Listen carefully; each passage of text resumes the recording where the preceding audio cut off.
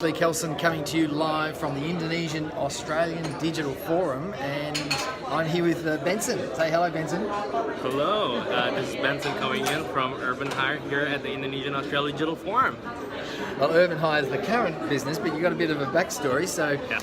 A New Zealander Yes. originally. Yes, well, my family migrated to New Zealand 25 years ago. Okay. And I grew up in 5 different countries. And got married, settled down in Indonesia for the last 6. And my background is in finance. My core business is in construction, which has completed the renovation of the National Stadium here in Jakarta. Yep. 2 years ago, I met brilliant co-founders that we started an HR tech platform initiative called Urban Hire that's currently Silicon Valley backed by Social Capital and 500 startups. Okay, so let's just backpedal a bit. You're in. Just make sure you stay in the frame there. Got it. So the construction company. Just tell us a little bit about how that evolved. So a few years ago, I started in corporate advisory. I wanted to have something on my own, like a baseline company where I completely owned the project. I saw an opportunity in a company that was about to be liquidated.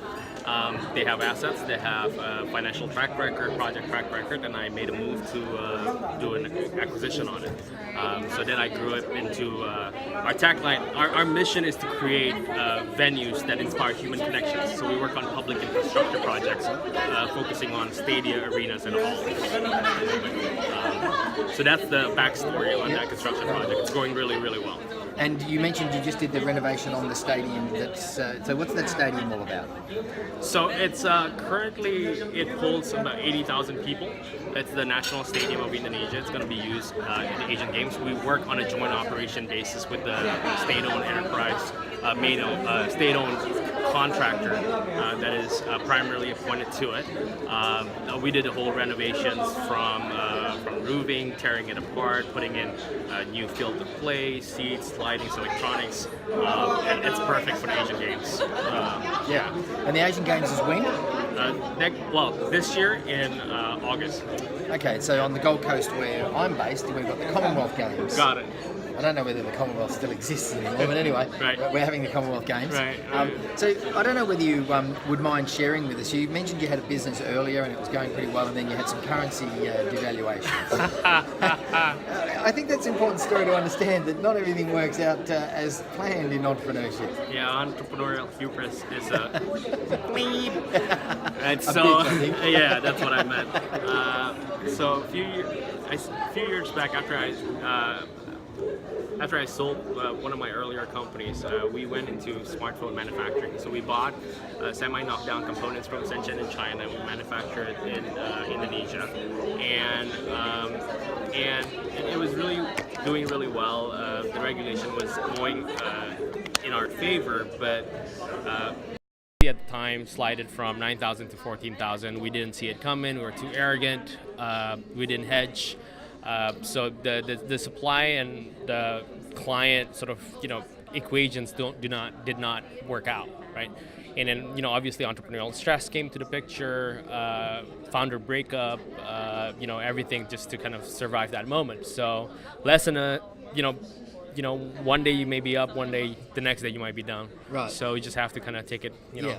So I think that's an interesting point, because I get the feeling sometimes people think that entrepreneurship's just a ride from the ground floor to the 60th floor, Right. and that's all it is, right? Right. So it is a bit of a roller coaster ride. So you've got to have some ups and you're going to have some downs, right? Yes. Arguably, we were really, really ambitious at the time, right? We thought we were trying to corner the market. We're not thinking much of the ecosystem. We're trying to play it on our own. So we were under attack by a lot of other stakeholders as well that felt ignored. So that's also another lesson on its own. So you play well with others, Right. And make sure that just humble enough to actually read the market well. I mean, you can argue with reality. Yeah. Right? You can't predict the future, but you can sort of de-risk it a little bit, right? If you Yes. watching the macro environment and seeing what's happening outside and other forces that maybe you don't control. I'm not saying that to be less ambitious. I'm as ambitious as I have been. Like for example, like the current project that I've been. But I guess in a way, as what you said, right? Reading the macro environments better, responding to it, and not to be like, for me at least, I try not to be inside of my own head too much, and just kind of like, so just kind of like, just responding to what the user wants, and that's important. Well, that's the what's that the entrepreneur midnight cold sweats. Yeah, we would know. Yeah. Yeah, we know. Yeah. So now so construction company going really well. You've got some fantastic contracts, and all of a sudden you decide you're going to go into tech. So that's the urban hire. Right. So what's urban hire all about? So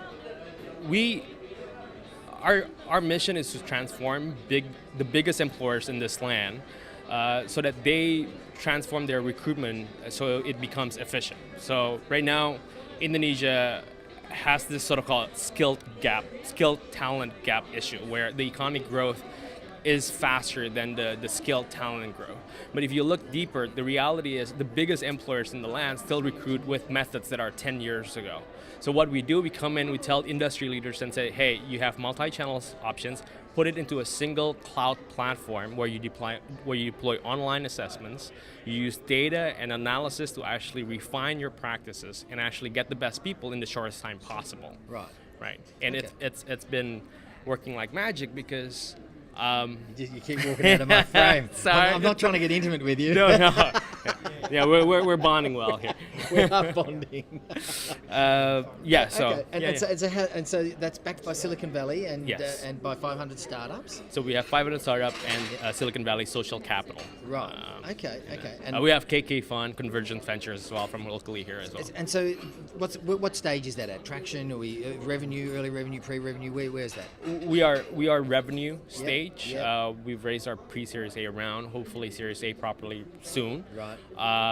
Like right now, we work on 4 different business pillars. One is the professional recruiter dashboard. Second is online assessments, and third will be the marketplace, because companies can order advertising from within the app, and also tools such as Nigel's Astronaut. Right. And the last will be we're the strategic partner with LinkedIn, actually. So you do recruiter branding through us with them. So these 4 pillars allow us to monetize, and Right. we are servicing like the BPJS, the national insurance companies, and oil and gas companies and stuff. Right. So what I hear out of that, the lesson learned is that you took the view before that you were going to try and do it all yourself and conquer the world on your own, and now Right. this business you're working with partners and big partners and leveraging those strategic Right. partnerships. So that's good advice. Right? We talk a lot about radical collaboration in our company.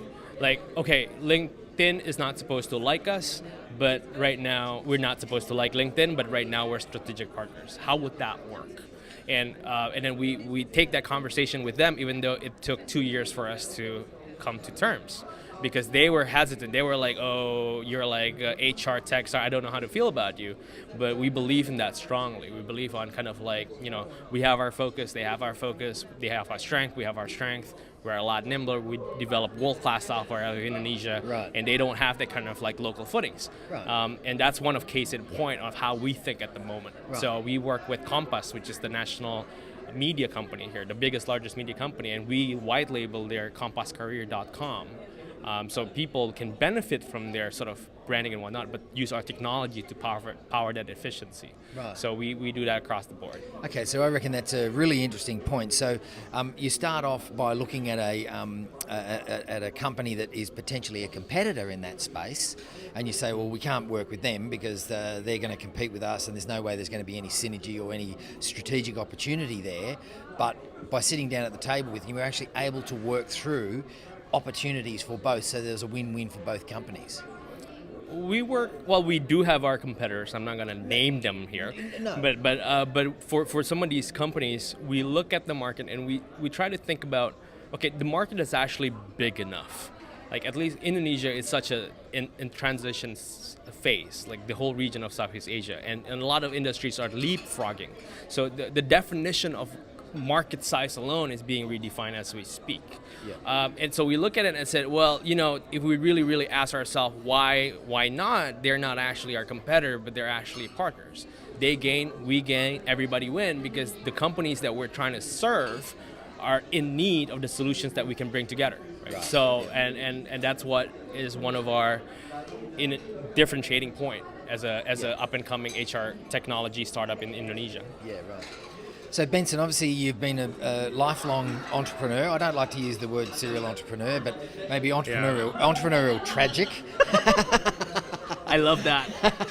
Oh my God! You can't help yourself. My last company, I said I'd never do it again, and here I am standing here talking to you. So I'm doing it again. But I think it's in the blood, it's in the DNA. If you had one thing that you could say to somebody that's perhaps thinking about starting a company, or they're on the edge and they've been thinking about it for a long time, what would you say to them? It's so cliche, right? If you're on the edge, then just start, because I know it is cliche, but I think sometimes when people ask me, what do you do? I say you start. Right. I like what Lee said, right?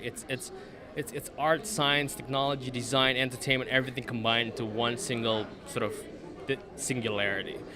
We call it, it's in our blood. That's part of the reason why I told you we're going to connect.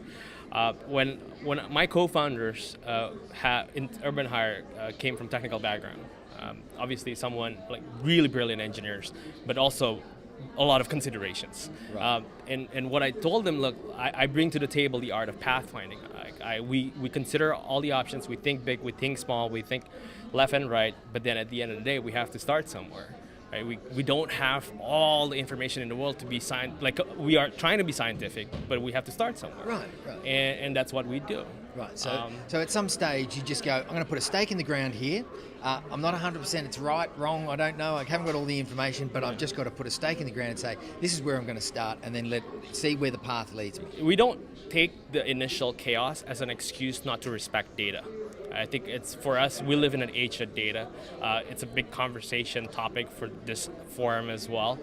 So from day one, anything that we do, construction, technology, HR and whatnot, we try to and that also comes from the experience of getting burned, right? Because as I said, you try to be ambitious, you try to be vision, you try to work on your vision, but your vision is working on the realities and the terrains on the ground. So you have to have some kind of feedback loop. Yeah. So from day one, what I tell is just start, but start with respect to the reality and also data that you get. Right. Yeah. So here's another thing. I was talking to someone yesterday, and we were talking about failure, and everyone's saying, fail fast, and the mantra that comes out of Silicon Valley. I didn't necessarily buy into that, but what I said to this particular person, and he agreed with me, was that I learnt more from the failings than I did from the success, because it seems to me when you've had some success, it's not the time that you sit back and reflect and say, oh, how could I have done that better? What could I have done next time better?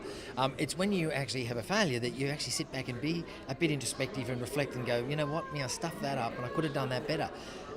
I find I learn more from failure than I do from success. Yes, I don't always believe in all that failing fast thing. No.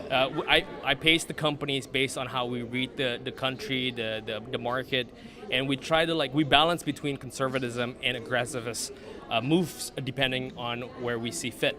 So we learned that, and honestly, thank God it's been working for us.